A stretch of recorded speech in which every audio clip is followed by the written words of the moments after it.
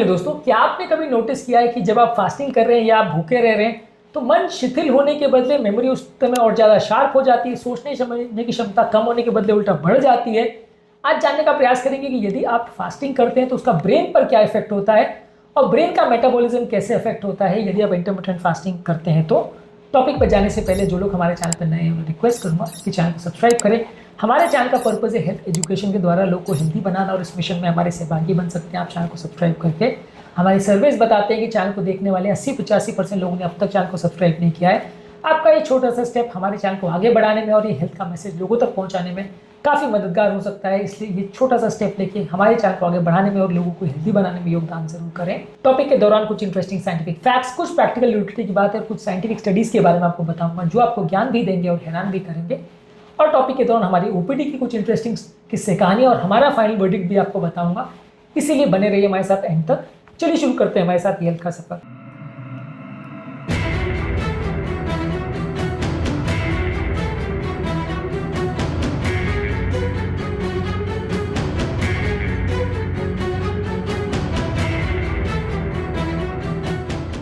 क्या आपने कुछ सिग्निफिकेंट डिफरेंस नोटिस किया अपने ब्रेन के वर्किंग में जब आप फास्टिंग करते हैं? कमेंट सेक्शन में लिखकर हमें बताएं।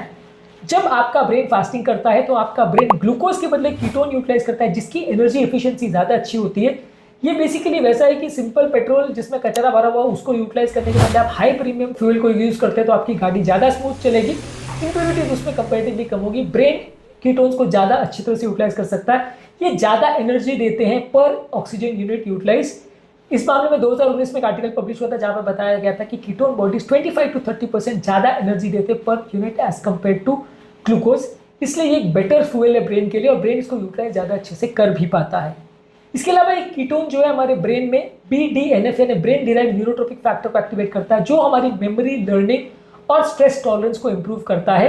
फास्टिंग करने से एक आर्टिकल में बताया गया था कि हमारा BDNF का लेवल 50% तक बढ़ सकता है।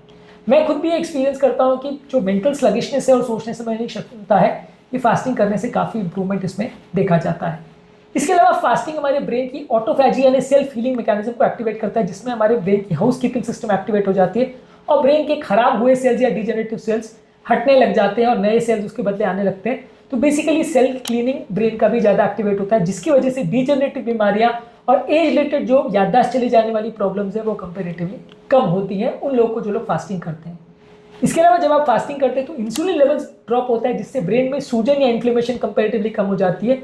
जितना कम इंसुलिन होगा उतना कम इन्फ्लेमेशन और इन्फ्लेमेटरी सिग्नल्स होंगे ब्रेन में। इस मामले में जर्नल ऑफ क्लिनिकल इन्वेस्टिगेशन में एक बार आर्टिकल में बताया गया था कि इंटरमिटेंट फास्टिंग करने से माइक्रोग्लियल इन्फ्लेमेशन यानी ब्रेन में जो सेल्स होते हैं उसके अंदर सूजन है वो 20 से 25% तक या ऑलमोस्ट 35% तक भी कम हो सकती है। कुछ ऐसे केसेस हमारे ओपीडी में आए थे जिनको अर्ली ऑनसेट डिमेंशिया था या मतलब याददाश्त भूलने की बीमारी और ये सब चीज़ें चालू हो गई थी।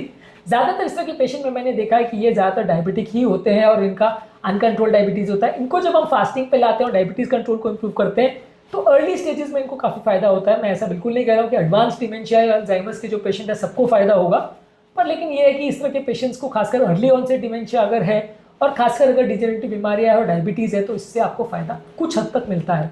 इसके अलावा ब्रेन के नेटवर्क्स जो लोग ज़्यादा एफिशिएंटली काम करने लगते हैं और ब्रेन में ऑक्सीडेटिव स्ट्रेस और इन्फ्लेमेशन कम हो जाता है, ब्रेन के सिग्नल ज़्यादा बेटर ट्रैवल करते हैं यदि आप फास्टिंग करते हैं। तो फास्टिंग से आपकी मेंटल क्लैरिटी भी बेटर हो जाती है क्योंकि ब्रेन में एडिनोसिन का जो इकट्ठा होना है वो कम हो जाता है। ये एडिनोसिन ब्रेन में जब बढ़ जाता है तो वो कंपेरेटिवली ज़्यादा ब्रेन को स्लगिश बना देता है।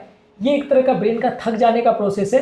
तो ये ब्रेन का फटीग का मार्कर है कि ब्रेन थक गया, उसका एक मार्कर है। ये कंपेरेटिवली कम बनता है जब आप फास्टिंग करते हैं। तो इसके अलावा स्ट्रेस को झेलने की क्षमता भी कंपेरेटिवली ज़्यादा अच्छी हो जाती है। जो आपके सेल के स्ट्रेस झेलने के पाथवेज है वो भी कंपेरेटिवली ब्रेन सेल्स के ज़्यादा बेटर हो जाते हैं जब आप फास्टिंग करते हैं। तो ब्रेन के न्यूरोट्रांसमीटर्स का बैलेंस भी कंपेरेटिवली ज़्यादा अच्छा होता है और आपकी अलर्टनेस और स्टेबलाइजेशन ब्रेन का भी कंपेरेटिवली बेटर होता है। नॉरेपिनेफ्रिन जो ब्रेन की अलर्टनेस को कंट्रोल करता है वो बढ़ता है। डोपामिन लेवल स्टेबलाइज होते हैं और सीरोटोनिन पाथवे भी बेटर रेगुलेट होते हैं जब आप इंटरमिटेंट फास्टिंग करते हैं। तो इसके अलावा ब्रेन का ब्लड फ्लो भी ज़्यादा इंप्रूव हो जाता है क्योंकि ब्रेन की नलियाँ कंपेरेटिवली ज़्यादा इलास्टिक हो जाती हैं, ज़्यादा अच्छा ब्लड सप्लाई कर पाती है। इससे ब्रेन का परफ्यूजन इंप्रूव होता है और ओवरऑल ब्रेन का एक्टिविटी भी कंपेरेटिवली ज़्यादा इंप्रूव होता है। ब्रेन का सेरिब्रो वैस्कुलर एक्टिविटी भी ज़्यादा बेटर होता है, ऐसा स्टडीज़ ने बताया है। ब्रेन के अंदर जो एनर्जी के पावर हाउस सेल्स होते हैं माइटोकॉन्ड्रिया, उसका भी कंपेरेटिवली फंक्शन ज़्यादा अच्छा इंप्रूव देखने को मिला है फास्टिंग करने के दौरान। इसके अलावा स्टडीज ने शो किया है कि मेमोरी फंक्शन भी कंपेरेटिवली ज़्यादा अच्छा होता है, यानी कि हिप्पोकैम्पस का भी जो साइनेप्सिस का जो वर्किंग है वो कंपेरेटिवली ज़्यादा अच्छा देखने को मिला है जब लोग फास्टिंग करते हैं तो। इसके अलावा ब्रेन के ऑटोफैजिक बढ़ने से, ब्रेन की हीलिंग बेटर होने से, इन्फ्लेमेशन कम होने से और माइटोकॉन्ड्रियल हेल्थ इंप्रूव होने से, BDNF के लेवल्स बढ़ने से ब्रेन की डिजेनरेटिव बीमारियां जैसे पार्किंसोनिज्म और अल्जाइमर डिजीज को कंट्रोल करने में भी कुछ मदद मिलती है। ब्रेन के जो मूड के रिस्पॉन्सेज है वो भी कंपैरेटिवली बेटर होते हैं और मूड के फ्लक्चुएशंस भी कंपैरेटिवली ज़्यादा बेटर होते हैं जब आप इंटरमिटेंट फास्टिंग करते हैं। इसके अलावा ब्रेन के नए साइनेप्सेस और नए सेल्स के जो कनेक्शंस बनते हैं वो भी कंपैरेटिवली ज़्यादा अच्छे बनते हैं जब आप फास्टिंग करते हैं। इसके अलावा फास्टिंग करने से ब्रेन के इंडोजेनस एंटीऑक्सीडेंट जो कि ब्रेन की एजिंग को कम करते हैं और सूजन को कम करते हैं वो भी इंप्रूव होते हैं। फास्टिंग करने से आपका ब्रेन का प्री फ्रंटल कॉर्टेक्स जो आपका डिसीजन मेकिंग में इंपॉर्टेंट है वो भी बेटर इंप्रूव होता है। ब्रेन में जो कचरा जैसे अमाइलॉइड बीटा अक्यूमुलेशन है जो कि अल्जाइमर डिजीज में काफ़ी ज़्यादा बढ़ जाता है वो भी कंपैरेटिवली कम बनता है। फास्टिंग करने से हमारी वेगस नर्व की रेगुलेटरी एक्टिविटी जो हमारे इमोशनल कंट्रोल को इंप्रूव करती है वो भी इंप्रूव होती है। फास्टिंग से आपकी स्लीप की क्वालिटी भी इंप्रूव होती है, आपका मेलेटोनिन सिक्रीशन और बॉडी का टाइम क्लॉक को मेंटेन करने वाला सर्काडियन रिदम वो भी बेटर इंप्रूव होता है। फास्टिंग से आपके ग्रोथ हार्मोन का प्रोडक्शन भी कंपैरेटिवली बेटर होता है और फास्टिंग आपके सेंसरी परसेप्शन को, आपकी स्मेल और साउंड के सेंसेशन को भी इंप्रूव करता है। तो बेसिकली इतने ज़्यादा फायदे हैं कि लिस्ट करते करते आपका मुंह थक जाएगा, लेकिन फ़ायदे खत्म नहीं होते हैं, इतने ज़्यादा फायदे हैं। तो इसलिए ब्रेन की बीमारियों से संबंधित ज़्यादातर लोगों को इंटरमिटेंट फास्टिंग करने से फ़ायदा मिलेगा, कुछ ना कुछ डायरेक्ट या इनडायरेक्ट बेनिफिट ज़्यादातर लोगों को मिलेगा।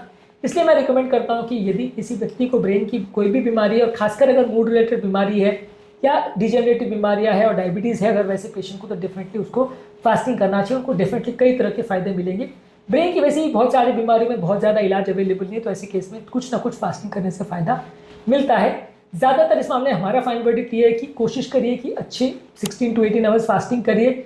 फास्टिंग से लोगों के सोचने समझने की क्षमता, उनकी लिखने पढ़ने की क्षमता, याद रखने की क्षमता, सारी चीज़ें इंप्रूव होती है।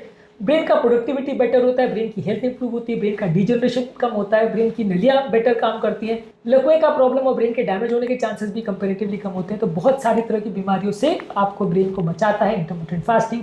तो हमारा रिकमेंडेशन ये कि हर तरह के पेशेंट को अगर बीमारी नहीं भी हो तो भी फास्टिंग का फ़ायदा ज़रूर लेना चाहिए। इससे कई तरह की ब्रेन की बीमारियां होने से आपको फ़ायदा मिलेगा और उसके रिस्क कम करने में मदद मिलेगी। उम्मीद करूँगा कि आज के टॉपिक में कुछ नई बातें जानने को मिली होगी। जो लोग हमारे चैनल पर नए हैं, मैं रिक्वेस्ट करूँगा कि चैनल को सब्सक्राइब करें। हमारे चैनल का पर्पज़ है कि हेल्थ एजुकेशन के द्वारा हम लोग को हिंदी बनाना चाहते हैं और इस मिशन में आप हमारे सहभागी बन सकते हैं। चैनल को सब्सक्राइब करके, वीडियोज़ को लाइक करके, कंटेंट्स को शेयर करके। आपके कमेंट्स हमें जानने में मदद करते हैं कि आपको हमारा कंटेंट कैसा लग रहा है। प्लस हमारे मोटिवेशन और इंस्पिरेशन का भी काम करते हैं। इसलिए वीडियोज़ को देखते रहिए, शेयर करते रहिए और हेल्थ के सफर में आगे बढ़ते रहिए।